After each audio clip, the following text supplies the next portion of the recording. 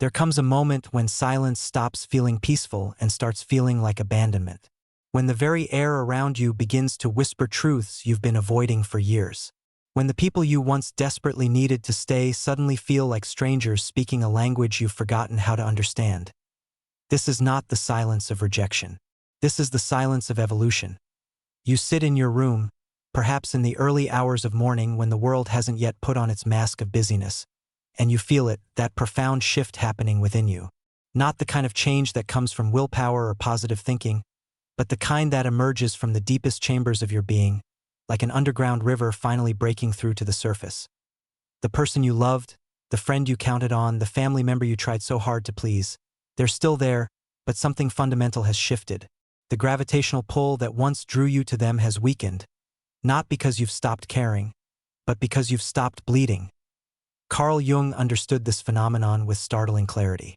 He spoke of the unconscious as a vast, mysterious realm where our deepest patterns live, patterns that often attract us to people who mirror our unhealed wounds. When we begin to heal, when we start to integrate the shadow aspects of ourselves that we've long denied, the entire landscape of our relationships transforms. This is the story of outgrowing the wound that attracted them. It's the story of what happens when you stop being available for the familiar dance of dysfunction, when you cease to offer your pain as a bridge to others' pain. It's the story of becoming whole in a world that profits from your brokenness. But here's what no one tells you about this transformation. It doesn't feel like victory at first. It feels like loss. It feels like you're speaking a new language that no one around you understands. It feels like you've crossed an invisible threshold into a territory where the old rules no longer apply. The relationships that once felt essential begin to feel optional. The drama that once energized you now exhausts you. The approval you once craved starts to feel hollow, like trying to fill a container that no longer has holes. This is not about becoming cold or disconnected. This is about becoming authentically warm instead of desperately hot. This is about learning to love from fullness instead of emptiness, from presence instead of absence, from choice instead of compulsion. Jung called this process individuation, the journey toward becoming who you truly are beneath the layers of conditioning, trauma, and adaptation. It's a spiritual death and rebirth that happens not once, but again and again, each time we release another layer of the false self we've constructed to survive in a world that often rewards performance over authenticity. The wound that attracted them was not your fault. It was the natural result of being human, of having needs that went unmet, of developing strategies for connection that worked when you were young and vulnerable but now keep you trapped in patterns that no longer serve you. Perhaps it was the wound of abandonment that drew you to people who were emotionally unavailable, creating a familiar cycle of reaching and withdrawing. Perhaps it was the wound of worthlessness that attracted you to those who treated you as an option, confirming the story you believed about yourself. Perhaps it was the wound of invisibility that magnetized you toward those who only saw you when they needed something, keeping you in a state of perpetual proving. But now, something has shifted. The wound has begun to heal, not through finding someone to fill it, but through learning to hold it with compassion. Through recognizing that the emptiness you felt was not a flaw to be fixed but a sacred space to be honored. Through understanding that your sensitivity was not a weakness but a strength that got misinterpreted in a world that often mistakes numbness for resilience. This is the moment when you realize you didn't lose them, you outgrew the wound that attracted them. And in that realization, you find yourself standing at the threshold of a new way of being, a new way of relating, a new way of moving through the world. The journey ahead is not about finding better people to fill the old roles. It's about becoming the kind of person who attracts and is attracted to wholeness rather than woundedness, to growth rather than stagnation, to love rather than need. This is where your real story begins.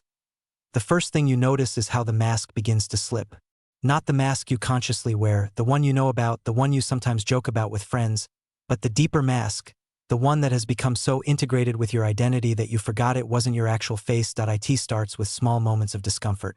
You're in a conversation that once felt natural, engaged in a dynamic that once felt like home, and suddenly you feel like an actor who's forgotten their lines.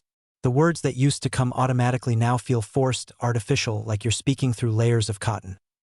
Jung understood this phenomenon as the beginning of shadow work, the process of confronting and integrating the aspects of ourselves that we've hidden, denied, or projected onto others.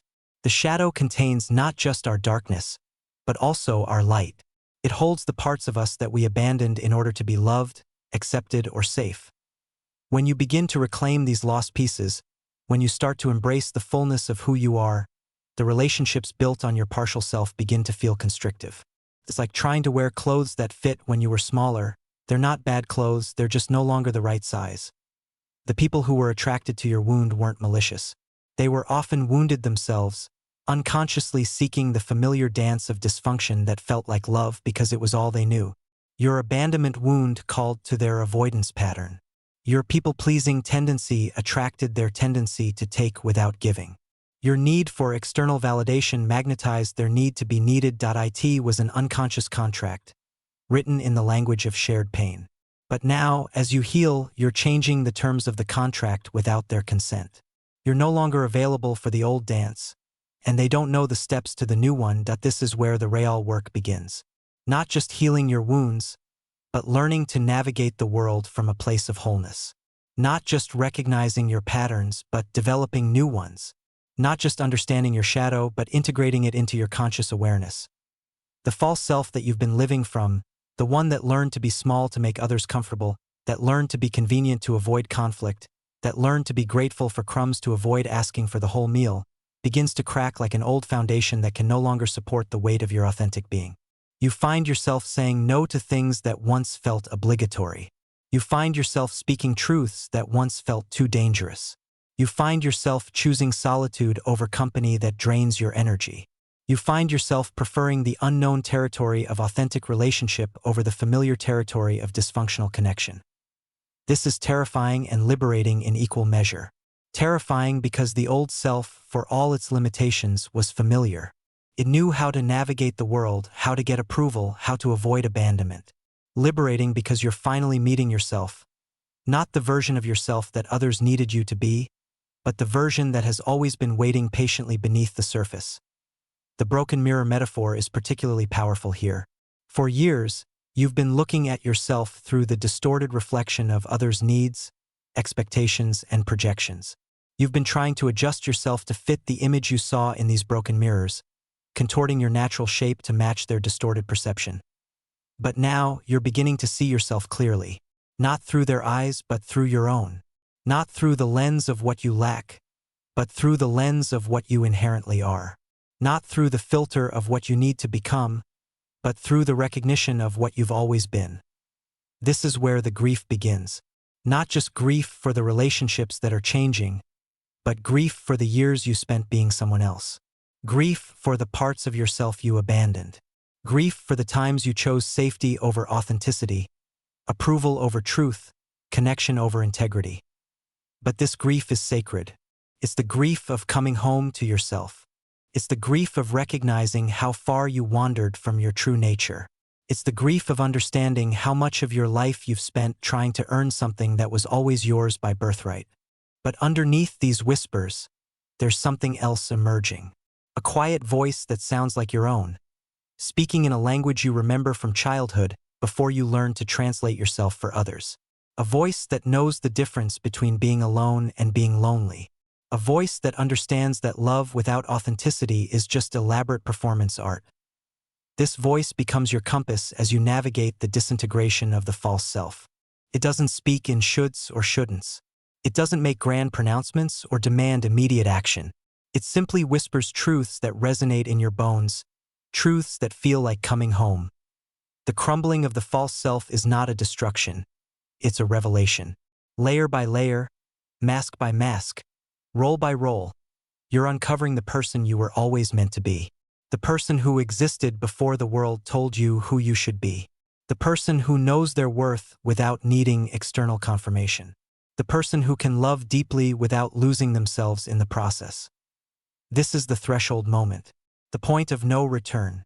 The moment when you realize that there's no going back to the old way of being, not because it's impossible, but because it's no longer tolerable. You're standing at the edge of a new way of existing in the world, and everything you thought you knew about love, relationship, and connection is about to change. Standing at this threshold, you feel the weight of an invisible doorway opening within you. Jung described this as the transcendent function, the moment when the conscious and unconscious mind begin to work in harmony, when the ego stops fighting the deeper wisdom of the self and starts listening to its guidance. This is not a gentle process. It's like spiritual surgery performed without anesthesia, where you're simultaneously the patient, the surgeon, and the witness to your own transformation. You're awake for every cut, every extraction, every moment of healing. The threshold you're crossing is not just psychological, it's archetypal. You're stepping into a new phase of human development, one that Jung called individuation. This is the journey toward becoming a whole person, not just the collection of roles and reactions you've accumulated over the years. At this threshold, you begin to understand that the relationships you're losing were never truly yours to begin with. They belong to the wounded version of yourself, the one who needed external validation like oxygen, who mistook intensity for intimacy, who confused being needed with being loved. This realization doesn't come as a revelation but as a gradual dawning, like sunrise slowly illuminating a landscape you've been walking in darkness. You begin to see how much of your relational life has been spent trying to get people to stay rather than discerning who deserves to be there in the first place. The labyrinth becomes a powerful metaphor here. You're not lost. You're on a sacred path that requires you to walk every twist and turn, every dead end and opening, every moment of confusion and clarity. The labyrinth doesn't have wrong turns, only necessary ones. Each relationship that falls away, each connection that becomes unsustainable, each moment of loneliness that feels unbearable. These are all part of the path leading you toward your center. But here's what makes this threshold particularly challenging. You're becoming someone you've never been before. There's no template for this version of yourself, no instruction manual for living from wholeness rather than woundedness. You're having to learn how to walk in a new body, speak in a new voice, love with a new heart. The people in your life are confused by this change. They keep trying to engage with the old version of you, the one who was predictable in their dysfunction, reliable in their people-pleasing, consistent in their self-abandonment. When you don't respond in the expected ways, when you don't dance the familiar dance, they feel like they've lost you. And in a way, they have. The version of you that was available for their projections, their needs, their unconscious patterns, that version is dying. Not being killed, but being allowed to complete its natural cycle. Like a snake shedding its skin, you're not destroying anything valuable. You're simply outgrowing what no longer fits. This is where the spiritual nature of the process becomes undeniable. You're not just changing your mind about relationships, you're changing your fundamental frequency. You're no longer broadcasting on the same wavelength that attracted dysfunction, drama, and depletion. You're transmitting from a different place entirely. Jung spoke of the archetype of the self, the organizing principle within the psyche that guides us toward wholeness. At this threshold, the self begins to take precedence over the ego's need for security, approval, and control. The self doesn't care if you're liked. It cares if you're authentic. The self doesn't care if you're comfortable. It cares if you're growing. The self doesn't care if you're popular. It cares if you're true. This shift creates a kind of spiritual vertigo. The ground you've been standing on, the ground of external validation, of performing for love, of earning your place in the world, suddenly feels unstable. You're learning to stand on the ground of your own being, to trust your own perceptions, to value your own experience. The bridge metaphor is particularly powerful here. You're crossing from the land of who you were to the land of who you're becoming. But bridges require you to leave one side before you reach the other. There's a moment of suspension, of being neither here nor there, of not belonging fully to either world. This is the dark night of the soul that mystics have written about for centuries. It's the moment when the old gods no longer satisfy but the new ones haven't yet revealed themselves. It's the space between stories, between identities, between ways of being. But even in this darkness, there's a light. Not the artificial light of external validation, but the inner light of authentic being. It's quiet at first, easily missed if you're looking for the bright intensity of drama and dysfunction. But as your eyes adjust to this new landscape, you begin to see that this light is actually more reliable than anything you've ever depended on. The threshold you're crossing is irreversible. Once you've tasted authentic relationship with yourself, once you've experienced the peace of not performing for love, once you've felt the strength of standing in your own truth, you can't unknow these things. You can't unfeel this freedom. This is both the terror and the gift of conscious evolution. You're not just changing your life. You're changing your relationship to life itself. You're moving from being a victim of your patterns to being a conscious creator of your experience. You're shifting from being driven by your wounds to being guided by your wisdom. The point of no return is not a cliff you fall off. It's a door you walk through. And once you've crossed this threshold, you realize that everything you thought you were losing was actually just making room for everything you were meant to find. The new frequency you're operating from doesn't announce itself with fanfare.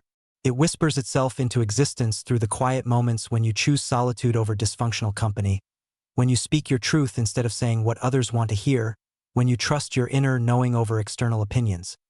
This frequency is not something you create, it's something you remember. It's the frequency you operated from before the world taught you to dim your light, before you learned to make yourself small, before you started speaking in voices that weren't your own. Living from this new frequency changes everything, starting with how you experience time. The urgency that once drove you, the need to fix, to please, to prove, begins to dissolve. You find yourself moving at a different pace, one that honors your natural rhythms rather than forcing yourself to match others' expectations. Relationships shift in ways that feel both subtle and dramatic. The people who were attracted to your wound begin to lose interest, not because you've become less lovable, but because you've become less available for the unconscious contracts that once bound you together. You're no longer offering your pain as a bridge to their pain, your emptiness as a container for their projections. Jung understood this as the integration of the conscious and unconscious mind. When you stop projecting your unlived life onto others, when you stop expecting them to complete you or heal you or save you, you create space for genuine relationship. Not the kind built on mutual wounding, but the kind built on mutual wholeness. The inner intuition that emerges during this process is unlike anything you've experienced before. It's not the voice of fear disguised as wisdom, or the voice of conditioning disguised as intuition. It's the voice of your authentic self, and it speaks in a language that your body understands before your mind can translate it. This voice doesn't shout over the noise of daily life. It whispers underneath it, a steady stream of guidance that becomes clearer as you learn to listen. It tells you which conversations to have and which to avoid, which opportunities to pursue and which to pass by, which relationships to invest in and which to release. You begin to understand that most of your life has been spent listening to everyone except yourself. You've been taking surveys of other people's opinions about your choices, your feelings, your experiences. You've been living by committee, allowing others to vote on the direction of your life. But now you're learning to be your own authority. Not in the arrogant way of the ego, but in the quiet way of the self. You're learning to trust your own perceptions, to value your own experience, to honor your own timing. This shift affects how you move through the world. Where once you entered rooms scanning for approval, you now enter scanning for authenticity. Where once you modified your behavior to fit others' expectations, you now let your genuine nature determine your responses. Where once you felt responsible for others' emotions, you now feel responsible for your own integrity. The archetypal energies that Jung wrote about begin to make sense in lived experience. You recognize the mother archetype not just in others, but in your own tendency to nurture everyone except yourself.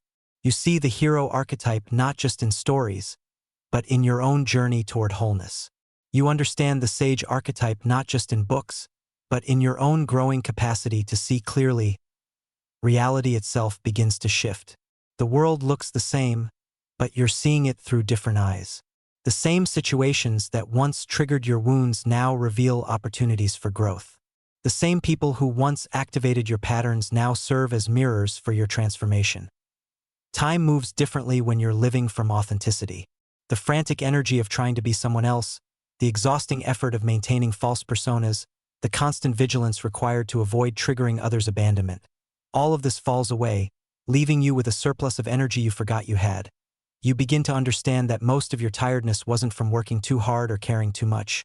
It was from working against your own nature, from caring about the wrong things, from investing your energy in relationships that drained rather than nourished you. The new frequency you're operating from attracts different experiences. Not necessarily better experiences, but more aligned ones. Experiences that match your authentic frequency rather than your wounded one. Opportunities that call to your strengths rather than your weaknesses. Relationships that celebrate your wholeness rather than exploit your brokenness. This is not about becoming perfect or invulnerable. It's about becoming real. It's about showing up as yourself rather than as the person you think others need you to be. It's about loving from fullness rather than emptiness, from choice rather than compulsion, from presence rather than absence. The integration Jung spoke of is not a one-time event but an ongoing process. Each day, you choose again to honor your authentic nature. Each interaction, you choose again to speak your truth. Each moment, you choose again to trust your inner guidance over external pressure. Living from this new frequency is both the most natural and the most courageous thing you can do. Natural because it's who you've always been underneath the layers of conditioning. Courageous because it requires you to disappoint others in order to be true to yourself. But the freedom that comes from this authenticity is unlike anything you've ever experienced. It's not the freedom to do whatever you want, but the freedom to be whoever you are. It's not the freedom from consequences, but the freedom from the exhausting effort of being someone else. This is where you learn that you didn't lose them, you outgrew the wound that attracted them. And in that outgrowing, you found something far more valuable: yourself. The integration of your shadow, your wounds, and your authentic power creates a new kind of inner freedom that no external circumstance can touch. This is not the freedom of escapism or denial, but the freedom of acceptance and wholeness. Standing in this place of integration, you begin to understand that every relationship you've ever had has been a teacher, every wound you've ever carried has been a guide, every moment of pain has been preparing you for this moment of recognition. You are whole, you have always been whole, and your journey has been about remembering this truth. The cost of this transformation is everything you thought you were. The reward is everything you actually are. Looking back, you can see the perfection of your journey. Every person who left made space for your authentic self to emerge. Every relationship that ended in disappointment taught you something essential about your own worth. Every moment of loneliness prepared you for the profound intimacy of being truly known by yourself. Jung spoke of the coincidentia oppositorum, the coincidence of opposites, the moment when you can hold seemingly contradictory truths simultaneously. You can be grateful for the people who hurt you and glad they're no longer in your life. You can love someone deeply and know they're not right for you. You can honor your past while choosing your future. This is the wisdom of integration. Not the either/, or thinking of the wounded self, but the both/ and understanding of the whole self. You don't have to choose between loving others and loving yourself. You don't have to choose between being kind and being boundaried. You don't have to choose between being open and being discerning. The shadow work that brought you to this place continues, but it's no longer the terrifying journey into darkness it once was. You've learned to befriend your shadow, to see it as the repository of your unlived life rather than the container of your shame. You've learned to reclaim the parts of yourself you disowned, to integrate the energies you projected onto others, to embrace the fullness of your human experience. This integration creates a new kind of presence in your life. Not the presence of trying to be present, but the presence of actually being present. Not the presence of performance, but the presence of authenticity. Not the presence of effort, but the presence of ease. People notice this change in you, though they may not be able to articulate what's different. Some are drawn to this new energy, curious about the peace you carry, the clarity you embody, the freedom you express. Others are unsettled by it, made uncomfortable by your refusal to engage in the old patterns, your unwillingness to take responsibility for their emotions, your insistence on speaking your truth. This is the natural sorting that occurs when you live from authenticity. You don't have to push people away or pull people toward you. Your genuine frequency does the work, attracting those who resonate with wholeness and naturally repelling those who are still operating from woundedness. The inner freedom you've discovered is not dependent on external circumstances. It's not contingent on others' approval or behavior. It's not subject to the fluctuations of mood or fortune. It's the freedom of knowing who you are, of trusting your own experience, of honoring your own truth. This freedom allows you to love more deeply, not less. But it's a different kind of love, not the desperate love of the wounded self, but the generous love of the whole self. Not the love that needs to be needed, but the love that chooses to give. Not the love that fears abandonment, but the love that trusts its own resilience. You begin to understand that all your relationships were preparing you for this moment, the moment when you could finally have a relationship with yourself. All your searching was preparing you for this discovery, the discovery that what you were seeking was always within you. All your pain was preparing you for this healing, the healing that comes from accepting yourself completely. The awareness you've cultivated becomes your sword, not a weapon against others, but a tool for cutting through illusion, for discerning truth, for protecting your energy. The silence you've learned to embrace becomes your shield, not a barrier against connection, but a space for deep listening, for authentic being, for genuine choice. This is not the end of your journey, but the beginning of a new chapter. You've learned to be alone without being lonely, to be selective without being judgmental, to be boundaried without being closed. You've learned that you didn't lose them, you outgrew the wound that attracted them. And in that outgrowing, you found something infinitely more valuable. The unshakable knowing that you are enough just as you are, exactly as you are, right now in this moment. The integration is complete not when you've fixed everything about yourself, but when you've accepted everything about yourself. Not when you've found the perfect relationship, but when you've perfected your relationship with yourself. Not when you've healed all your wounds, but when you've integrated them into your wisdom. You are standing in the fullness of your being, holding space for all of it, the light and the shadow, the strength and the vulnerability, the joy and the sorrow. You are no longer seeking completion from others because you've found it within yourself. You are no longer afraid of being alone because you've discovered you're in the best company. This is the freedom that comes from outgrowing the wound that attracted them. This is the peace that comes from becoming who you were always meant to be. This is the love that comes from finally, fully, completely coming home to yourself. If this resonates with you, if you've recognized yourself in this journey, if you too have crossed the threshold from wounded to whole, then know this: you are not alone in this transformation. You are part of a larger awakening, a collective healing, a species-wide evolution toward greater consciousness and authenticity. The silence you've learned to embrace is not empty. It's full of possibility. The awareness you've cultivated is not a burden. It's a gift. The integration you've achieved is not an ending.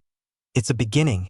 If you've crossed this threshold, if you've outgrown the wound that attracted them, if you've found the courage to be authentically yourself in a world that often rewards performance over presence, then leave this in the comments. Silence is my sword. Awareness is my shield. Let this be your declaration of independence from the old ways of being.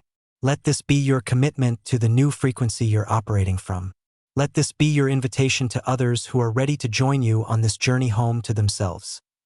The wound that attracted them has served its purpose. It brought you exactly the experiences you needed to grow, to heal, to become who you were always meant to be. Now it's time to live from the wisdom that wound has become, to love from the wholeness that healing has created, to be from the authenticity that integration has revealed. You didn't lose them.